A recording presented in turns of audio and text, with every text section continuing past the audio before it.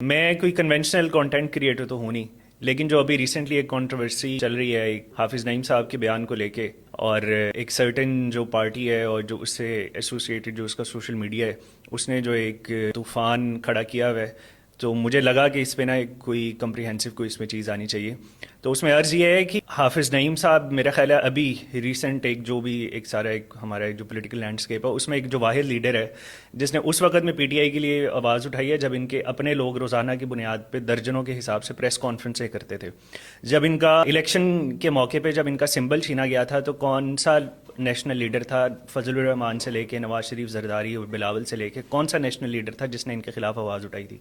सिर्फ एक हाफिज़ नईम था जिसने कहा था कि इनका सिंबल छीनना गलत है। और तब से लेके आज तक कोई एक नेशनल स्टेचर का आप लीडर उठा के देख लें जिसने पीटीआई के कारकुनान के उनके जो धरने पे फायरिंग हुई, जो भी उनके साथ ज्यादती हो रही है शुरू से लेके आज तक, उस पर किसने आवाज़ उठाई है? तो आपको एक ही नाम मिलेगा, उसका नाम हाफिज़ नईम है।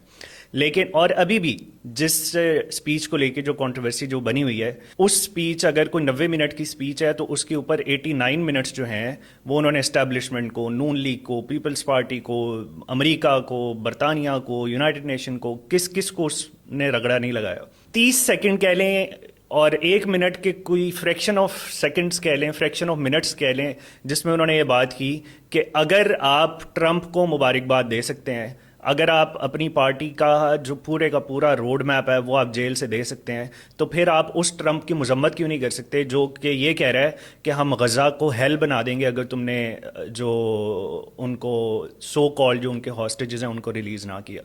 ये कंडेमनेशन की अगर वो डिमांड कर देते हैं तो इसमें क्या मसला है? तो ये तो वही बात होगी ना कि आप बाइडन की अमेरिकी साजिश तो नामंजूर है, तो ट्रंप क्योंकि आपको ये लग रहा है, और क्यों ये भी अभी श्योर नहीं है, उसने कौन सा कह दिया अपनी विक्ट्री स्पीच में कि मैं आके इमरान खान को जेल से छुड़ा लूंगा? ये भी इनकी परसेप्शन है ना। तो अगर आपको क्योंकि लग रहा है कि वो आपको आके छुड़ा लेगा, तो इसलिए आपके ज़बान पे आबले पड़ गए, आप बोल ही नहीं सकते, आप इतने कॉम्प्रोमाइज़ हैं। तो कौन सी उम्मत के आप लीडर हैं कि आपको सिर्फ इस वजह से, क्योंकि आपको एक अमेरिका से जिसका आप कहते थे कि उसने आपके खिलाफ साजिश की है, जिसको आपने एब्सोल्युटली नॉट कहा था, उसके खिलाफ क्योंकि आप उधर आपकी मर्जी का बंदा जो कि आपको लग रहा है, अगेन उन्होंने नहीं कहा, अब आपकी मर्जी का बंदा आ गया जिससे आपको उम्मीदें हैं, अमेरिका से आपको उम्मीदें हैं, तो इस वजह से अब आप उसको कुछ कह नहीं सकते। तो ये कौन सी अमेरिकी साजिश नामंजूर है? ट्रंप वाली अमेरिकी साजिश तो आपको कबूल है, मंजूर है, खुशी है, और सारे के सारे इनकी पार्टी के सारे लीडर कतार में लग के उसको मुबारक भी दे रहे हैं, खान साहब भी जेल से उसकी मुबारकबाद का पैगाम भी दे रहे हैं, और ये शहबाज गिल जैसे और ये कासिम सूरी जैसे जो यूट्यूबर्स हैं जो अमेरिका की कमाई भी खाते हैं, यूट्यूब की कमाई खाते हैं, और जो है व्यूज़ के लिए ज़ाहिर है इस तरह की बदतमीज़ी भी करते हैं, वो लोग सारे इसको एजेंडा जो है इसको चला रहे हैं।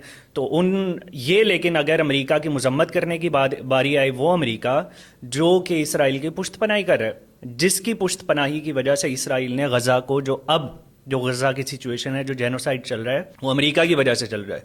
यूनाइटेड नेशन की कौन सी करारदाद नहीं है जो उसने इसराइल के अगेंस्ट अमेरिका ने वीटो नहीं की? सिक्योरिटी काउंसिल की कोई भी करारदाद आप उठा के देख लें, उसको अमेरिका वीटो करता है। जनरल असेंबली की आप कोई भी एक करारदाद उठा के देख लें, अगर 6 मुल्क हैं तो उसमें से 5 ऐसे मुल्क होंगे जिनका आपको नाम भी नहीं पता। छठा ऐसा मुल्क अमेरिका होगा जो इसराइल के हक में वोट देता है, लेकिन उसके खिलाफ आप बयान नहीं दे सकते।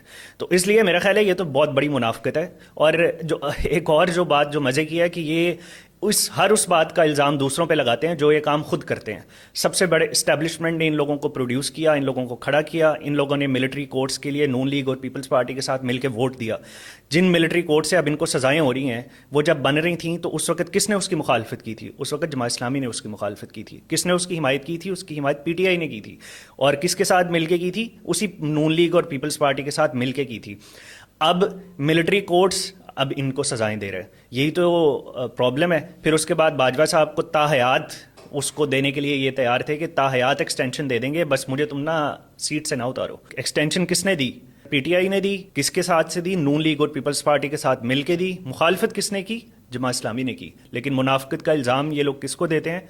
आपको पता है। फिर उसके बाद आप इनकी मुनाफिकत देख लें कि गजा के लिए एक एपीसी हुई जिसको हाफिज़ नईम ने इनिशिएट किया, उस इनिशिएटिव को कि एक नेशनल लेवल पे कंसेंसस डेवलप हो जाए, कि एक वॉइस जाए इंटरनेशनल लेवल पे कि पाकिस्तान के जो तमाम पॉलिटिकल स्टेक होल्डर्स हैं, तमाम जो रिलीजियस पॉलिटिकल सारी जो पार्टीज़ हैं, वो एक पेज पे हैं विद रिस्पेक्ट टू गज़ा। ٹھیک ہے. تو اس کو کرنے کے لیے جب اے پی سی ہوئی تو اس کو اس میں شرکت سے انکار کس نے کیا؟ پی ٹی آئی نے کیا. کیا کیا؟ کس ٹیکسٹ کی بنیاد پہ کیا؟ کہ ہم نون لیگ اور پیپلز پارٹی کے ساتھ بیٹھنے کے لیے تیار نہیں ہیں، غزہ کے لیے بھی تیار نہیں ہیں. اب جب مذاکرات ہونے کے لیے آئے ہیں، اب تو ان کے قطار باندھ کے نون لیگ کے ساتھ بھی مل رہے ہیں، پیپلز پارٹی کے ساتھ بھی مل رہے ہیں، مولانا فضل الرحمان کے ساتھ. اور مولانا فضل الرحمان کو تو آپ ذکر ہی نہ کریں کہ اس کو انہوں نے کس کس خطاب سے نہیں نوازا. منافق کون ہے کہ آپ ایک بندے کو جس کو کہتے تھے کہ اس نے ڈیزل کے پرمٹ لیے ہیں اور وہ بیچے ہیں، اور اب آپ اس کے ساتھ اب کہتے ہیں کہ وہ دودھ کا دھل گیا، اس کی ساری کرپشن ٹھیک ہو گئی، اب وہ سارا کچھ ٹھیک ہو گیا. تو ان کی منافقت کی ایک لمبی فہرست ہے.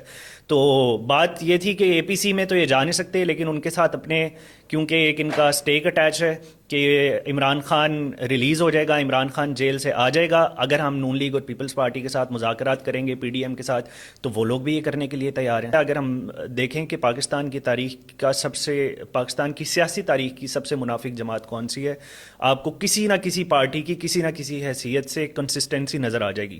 لیکن جو ایک پارٹی آپ کو کسی بھی صورت میں کنسسٹنٹ اپنے موقف کو لے کے نظر نہیں آئے گی، وہ پی ٹی آئی ہے.